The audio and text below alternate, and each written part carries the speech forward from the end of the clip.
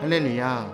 오늘 우리가 함께 부를 찬송은 찬송가 20장 큰 영광 중에 계신 주입니다.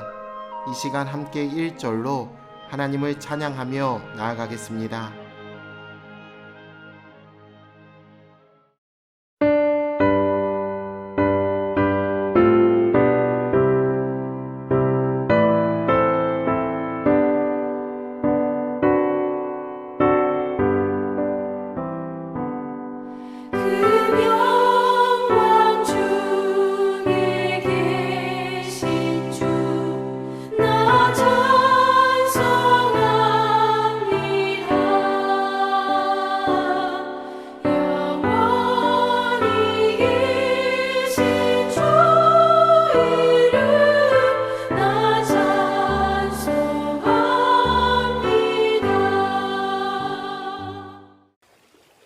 오늘 하나님이 우리에게 주시는 말씀은 출애굽기 34장 1절로 9절입니다.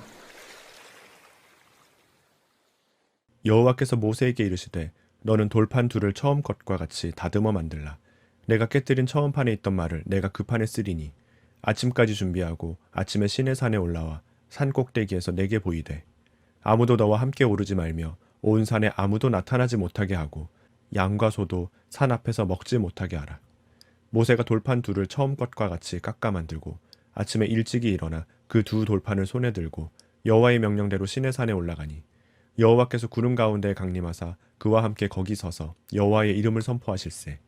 여호와께서 그의 앞으로 지나시며 선포하시되 여호와라 여호와라 자비롭고 은혜롭고 노하기를 더디하고 인자와 진실이 많은 하나님이라. 인자를 천대까지 베풀며 악과 과실과 죄를 용서하리라. 그러나 벌을 면제하지는 아니하고 아버지의 악행을 자손 3, 4대까지 보응하리라. 모세가 급히 땅에 엎드려 경배하며 이르되 주여 내가 주께 은총을 입었거든 원하건대 주는 우리와 동행하옵소서. 이는 목이 뻣뻣한 백성이니이다. 우리의 악과 죄를 사하시고 우리를 주의 기업으로 삼으소서. 모세가 시내산에서 하나님께 율법을 받는 동안 이스라엘 백성들은 금송아지를 만들었습니다. 이 사건으로 인해 이스라엘은 하나님과 맺은 언약이 깨질 위기에 처하게 되었습니다. 하나님은 이스라엘을 몰살시키시고 새로운 민족을 세우시겠다 하셨지만 지도자 모세의 눈물 어린 중보기도와 그의 비장한 각오로 하나님을 설득해서 그 위기를 넘기게 됩니다. 이제 하나님은 하나님의 마음을 돌이켜 깨진 언약을 갱신하길 원하셨습니다. 우리는 다시 회복된 이 언약을 바라보며 과연 무엇을 배울 수 있을까요?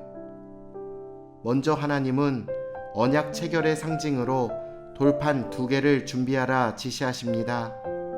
이 돌판에는 앞서 모세가 화가 나서 깨뜨린 돌판에 그 기록된 내용들이 다시금 새겨지게 될 것입니다. 돌판은 모세가 아침까지 준비해야 하며 모세 외에는 누구도 하나님의 허락 없이 산에 오를 수 없고 심지어 양과 소도 산 앞에서 풀을 먹지 못합니다. 과거에는 아론과 그의 아들들이 산의 일정한 곳까지 오를 수 있었지만 이번에는 아예 입산을 금하고 있습니다. 금송아지 사건에서 아론이 중심 역할을 했기 때문입니다. 죄는 하나님께 나아가는 것을 막습니다.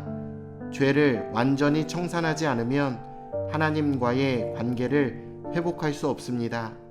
다음 날 모세는 하나님의 명령대로 돌판을 준비하여 시내산에 올랐고 여호와께서는 구름 가운데 내려오셔서 당신의 이름을 선포하십니다.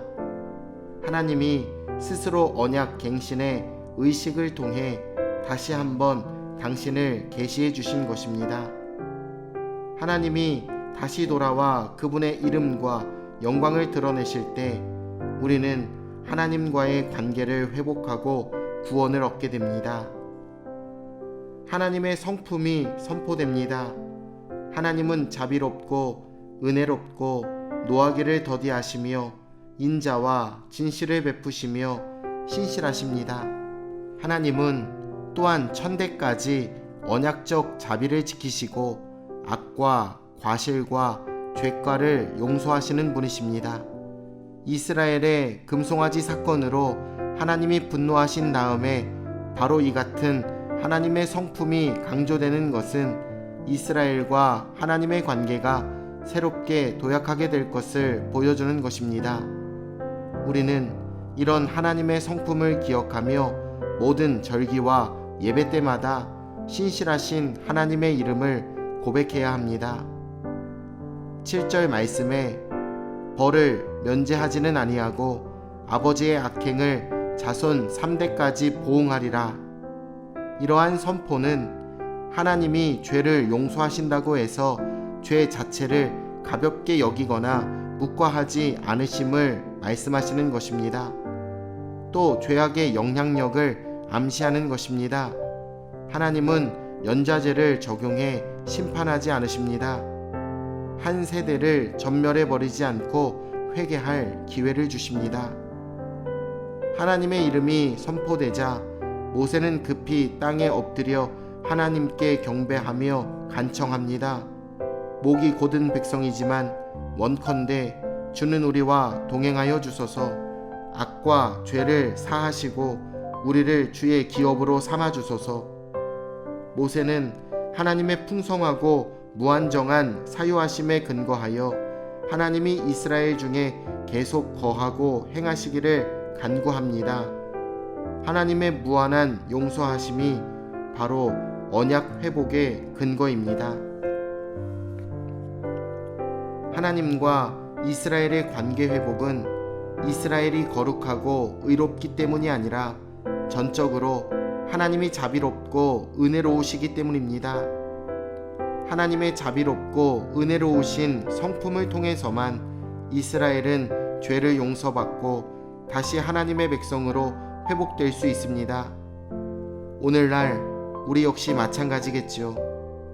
시편 130편 4절 말씀입니다. 그러나 사유하심이 주께 있음은 주를 경외하게 하심이니이다. 아멘. 내일 주일 예배 때 뵙겠습니다.